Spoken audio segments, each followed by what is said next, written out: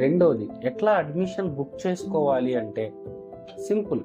ఏవైతే మన help line centres ఉన్నాయో, అడ్మిషన్ బ్రాంచ్ ఆఫీసెస్ ఉన్నాయో, వాటికి సంబంధించిన డీటెయిల్స్ అన్నీ ఆన్లైన్లో అందుబాటులో ఉన్నాయి. లేదా మన నంబర్కి కాల్ చేసినా కూడా ఎక్కడి నుంచి మాట్లాడుతున్నారు, ఫలానా ఏరియా, ఆ ఏరియా అంటే ఆ ఏరియాలో ఫలానా దగ్గర మా ఆఫీస్ ఉంది, మీరు ఒకవేళ వచ్చి ఫేస్ టు ఫేస్ మాట్లాడి అడ్మిషన్ బుక్ చేసుకుంటాను అంటే అక్కడికి రావచ్చు.